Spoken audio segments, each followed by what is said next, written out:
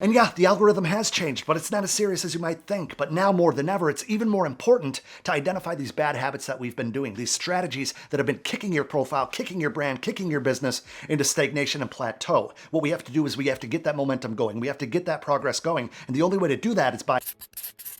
What's going on, guys? Adam Ivy, sellmusic.com, here to help you go further, faster in your music career by sharing proven marketing techniques and strategies that are going to help you transform that passion for making music and turn it into a legitimate business that's going to provide you with freedom and fulfillment, two of the most important things in life in general. Now, I have to address the algorithm change over on Instagram because I know it's affecting a lot of you guys. All right, guys, so before I jump into the do's and do nots regarding the Instagram algorithm change, I just want to give you my personal opinion on the matter. Now, I don't for one second think that this is some type of apocalypse for the platform, that we have to jump ship, that they flicked a switch, now everything is pay to play, that organic reach is dead. I don't think any of that is true. In fact, my analytics show that. Now, I compared my own analytics, speaking of, with dozens of my students, as well as several different strangers that are hitting me up in the DMs and emails, to be quite frank. And I've seen some patterns. I've seen some different habits that these people that are barking about it the most having the biggest impact as far as lack of reach, lack of engagement, lack of growth.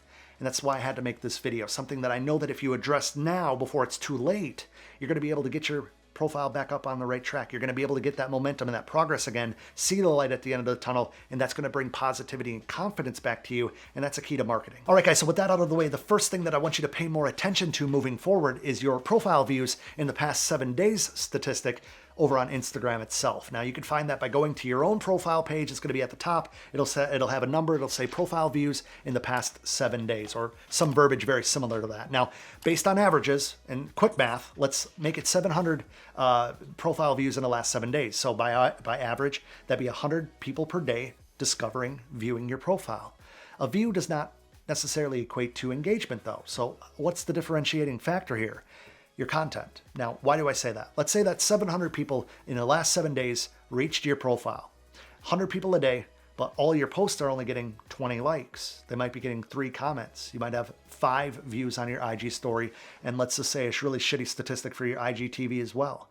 You're not getting that engagement. You feel like the reach isn't there, but the number of people that are actually viewing your profile is way higher than those who are engaging. Now, I don't want this video to be any longer than it has to be either, so bear with me. I'm going to kind of rapid fire through these, and I want you to compare it to what you're doing, whether it be unintentionally, intentionally, with bad results. And we really need to nip these things in the butt today to make sure that you're getting the growth that we need, the growth that we want, and the growth that we deserve. Now, the first thing is going to be the most common sense of all these, so just bear with me to the end when we have a little bit more complex issues. The first thing I need to address, because I see a lot of you guys doing it, is you have a fucking private profile on Instagram. How are you supposed to grow at all if nobody can see what you have to offer? Especially those that don't even have a profile photo. You have some logo or some photo of a dog smoking a cigarette, which would kind of be a funny profile picture, but it's not going to grow your profile. That's what I'm getting at. I can't buy anything from your store. I can't consume any of your content if the door is locked. Now, some of you guys might have the argument, oh, Adam, if I have it private, then people that are requesting me, I have to approve them, and it's kind of more exclusive. You're a fucking idiot. Don't do that. Don't have a private profile if you're trying to be a public figure. You never talk about a private figure. You talk about a public figure. Stop having that bullshit over on private. Now, the next thing that I see that kind of confuses me every single time is people that are complaining about nobody watching their stories, complaining about nobody engaging with them, leaving any comments, but then I look and they only have 9 posts on Instagram over the last 4 or 5 months. Now, nobody's going to tune into your TV channel if you don't have any shows to share. Now, Instagram stories is for people that already have a consistent flow of normal posts. It's an accessory feature on the profile. It's not the only feature. This isn't Snapchat. Instagram is based off of visuals on your main profile. So if all you're doing is stories, that you're not posting anything to your profile because you're afraid to show your face, you want the content to disappear after 24 hours, start using Snapchat. Quit bitching that nobody's engaging with you over on Instagram. If you want to actually grow your profile, you need to have stocked content. You need to be able to give the people what they want. Now, I'm not trying to be rude. I know it's another common sense thing that I preach a lot on this channel, so let's move on. All right, so piggybacking on that issue, the next thing I want to talk to you guys about is repetitive content. You guys want engagement, you want attention, you want to attract a new audience member to then become a fan and really interact with you long term, but you're posting the same shit over and over and over, whether it be the same exact pose, the same exact selfie, the same exact outfit, the same exact message. And I see this a lot with beat makers out there, or even other music creators who are posting videos of their Fruity Loops session, FL Studio session, their Logic session, a beat, and all it is just taking their fucking phone and they're just like filming their screen. Every single post looks the same, dog. Nobody gives a shit about it, dog. You got to have a little bit of variety. You got to be featured on your own fucking page if you want people to give a shit about you. If you're too afraid to tap that little button and show yourself, you need to look in the mirror before bitching about an algorithm. We need to stop doing this repetitive BS. And if your own profile from a tile perspective is boring you, we really need to breathe some new life into it. If you're a beat maker, you have so much that you can share. You can feature those beat videos, no problem. But don't make it the predominant featured item on your page, because guess what? Very few people. You're going to have a super low conversion rate of people that are discovering that content and finding any interest in the fact that it all looks the same. All looks the same. What happens if somebody really liked a beat and they scroll down a little bit? They really liked a beat from your page, and then they wanted to show their friend, and they came back, and it all looks the same. How are they going to find that? They're going to get frustrated. They're not going to want to keep visiting your page when every single post looks the same. And newsflash, most people scroll through Instagram with their speaker off. So that's why you see a lot of subtitles for my videos over on Instagram, because it's super important. They're not tapping actively to listen to your beat. Most people are scrolling through their phone, scrolling through their tablet at work, going even on desktop now, and they don't have their speaker on. So you need to have a little bit more engaging content. Now, if you want me to do another video on how to actually create beat promotional videos, create single pre-launch videos, create the different types of content, let me know in the comments below, and I'm going to add that to the list, but only if you guys want it. All right, so this next mistake, and it is a mistake, is something that I'm pretty passionate about, and I've talked about it in a video a long time ago here on the channel, but I think it's always something that I need to continue to preach because I feel passionate about it.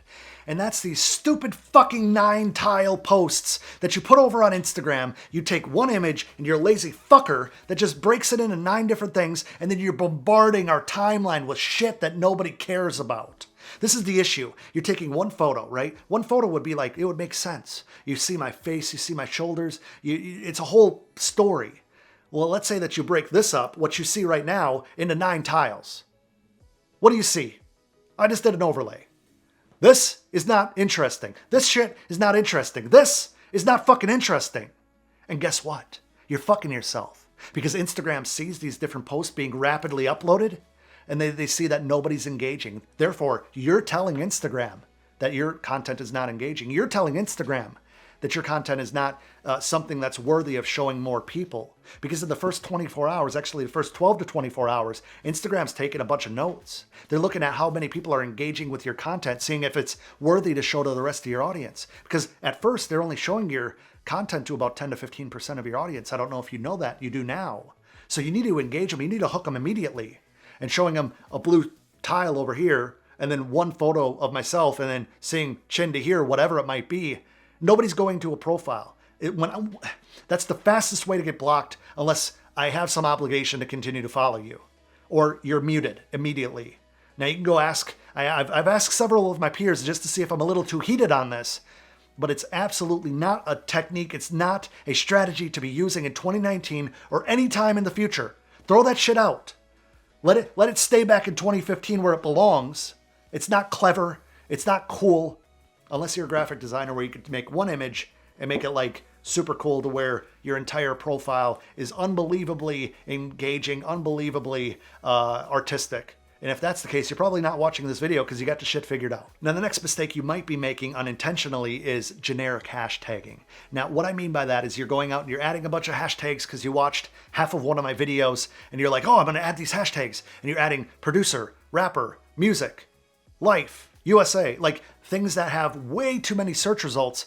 And then you're using the same list with every post. You're copying, pasting the same hashtags in every post. You need to add variety, and you need to have topical hashtags within some of these posts. You need to be able to have 4 or 5 different lists of hashtags that relate directly to you. Now, I'll give you a quick little formula that I would quickly give to someone if they were just asking me for generalized hashtag information or hashtag strategy, and that's 50% of your hashtags should have between 10,000 and 200,000 search results when you're searching them in the Instagram app.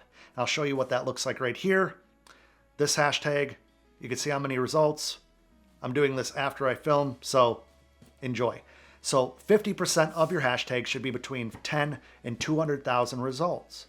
Now, 25% of your hashtags should be above 200,000 results, and then 25% of your hashtags that you use should be under 10,000 as far as search results. This is going to give you much better variety as far as the little niche groups, the little pockets of people that are using these hashtags that are going to be able to find you more readily. Then you're going to be able to address the big guys, the big accounts, the big words that are hashtagged out there that have a bigger audience, broader, but you might not be highlighted in those because you don't have enough play, you don't have enough power, you don't have enough foothold in that quite yet with your following to really gain or garner a lot of attention. However, you still are in the mix. You still could be featured in their stories if you're hashtagging your stories like you should be. Now, the reason that I say this is if you don't have variety, Instagram looks at it as spamming. Even if you're putting it in the caption, if you're putting it as first comment, you need to have variety. If you're using a bunch of hashtags that have nothing to do with your content, their AI, their artificial intelligence, their machine learning understands that if you're standing in front of a 1994 Ford Thunderbird, sitting there like a G wearing a graduation gown, that hashtag hip hop, hashtag beats, hashtag songwriter life might not align perfectly with what that image is showing. Have you ever gone to a website and it says, click on the stop signs, click on the crosswalks, click on the buses?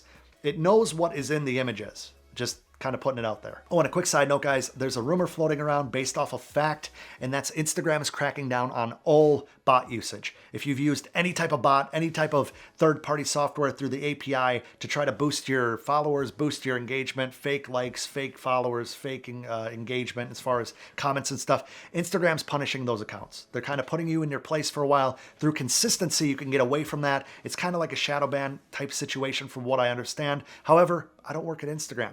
I'm only going to throw that out there because if you're dealing right now with low engagement, if you're dealing right now with a lack of reach, and you know that you've used bots in the past, you just got to weather the storm, my friend, because it might be a while, but you have to be consistent and you have to keep doing steps now organically to show Instagram that you're a serious player, that you've made a mistake, that you're not doing that anymore, and you can move forward. Now, yes, the backlight just died and I don't have it plugged in, so we're going to shoot the rest of the video without the backlight. I apologize for that. Now, the next thing that I want to talk about is Instagram engagement groups. And if you don't know what an Instagram engagement group is, a very basic breakdown would be a bunch of people, 20 people, that are all in a private DM group on a direct message group on Instagram that then share the posts for the day, tell people, hey, I just posted to my profile, and all 19 other people would go to your photo or go to your post and engage with it, right? That's why it's an engagement group. Now, I do see a slight benefit only in the fact that you're with some peers. If they're giving you positive and accurate feedback on your posts, cool. However, Instagram's not stupid. If they see the same 19 people going directly to your profile after you share something in that group and they're liking and they're commenting on your post, it's not doing you any favors. The one thing that really bothers me about these engagement groups is the fact of the matter that I see people leaning on their engagement group as if that's all they have to do. They post, go into the engagement group, tell them that they just posted, and then they're setting it and forgetting it. Think about an engagement group as a football team.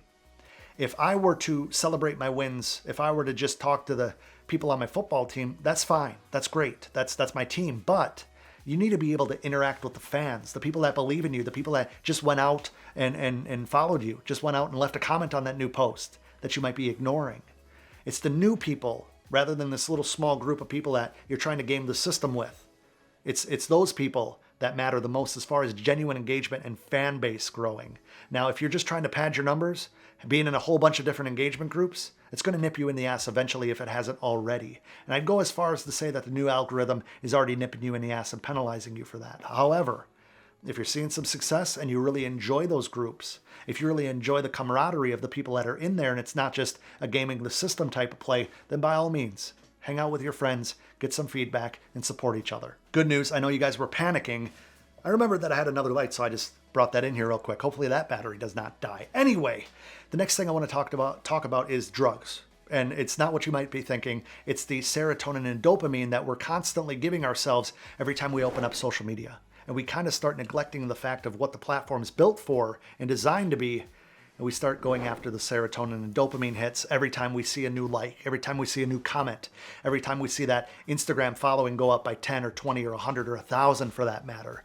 And we start chasing the statistics rather than the actual engagement, actual interactions with real human beings.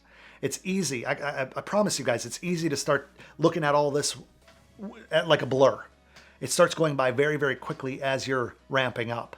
A few years ago, I never in a million years would have expected to get 300 DMs a day. I thought that would be just some made up number that only celebrities would be experiencing. But between my emails and DMs every single day, I'm averaging between 400 and 600.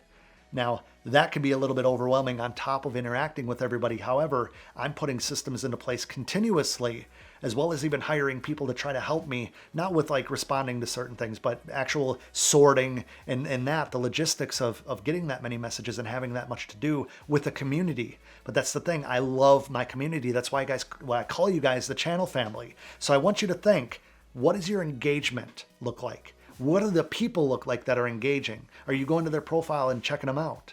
Are you having interactions with them in the DMs? Are you having interactions with them in the comments? Are you going over to their page and saying something about one of theirs as the reciprocity that is deserved with some of these really engaging comments? Ask yourself that, guys. It's a simple, are you chasing the numbers, or are you actually trying to build an audience and build a fan base? So another thing that I want to bring up in this video that I almost forgot, and thank God I didn't, is keeping people on the platform. I know I've mentioned it in other videos, but this is something you guys really need to grasp and understand as you're building your content marketing strategy. Now, YouTube, Facebook, Twitter, Instagram, how do they make their money? We don't pay them, although we're real entitled like we do sometimes. They get paid from advertisers promoting to us. So how would you piss off a business owner that gets paid from advertisers? You'd send all of your people, everybody that you're friends with, away from their business. And that's what I see all too often. It hurts people on Instagram. It hurts people on YouTube. Keep people on the platform. Now, how can you do that? Well, obviously you want to continue to promote. If you have a video to promote, why don't you put it over on IGTV, unless you're trying to make a few dollars from YouTube revenue. And in that case, you could send people over to IGTV for a snippet, for a little bit longer extended preview, and then have a call to action to go over to YouTube. Have a few posts in between, guys. You need to be able to promote and build your brand and not just make every single post a self-centered, spamming, promotional marketing post. You should be able to promote yourself, have a good time with the community. That is where you are. Enjoy those interactions without trying to spam people to go to your links. I know that you're trying to build an audience. I know that you're trying to build a business. I know that sending people to those links are going to give you a little bit of money. But the long play is what we need to focus on, not these short-term bullshit little ups and downs.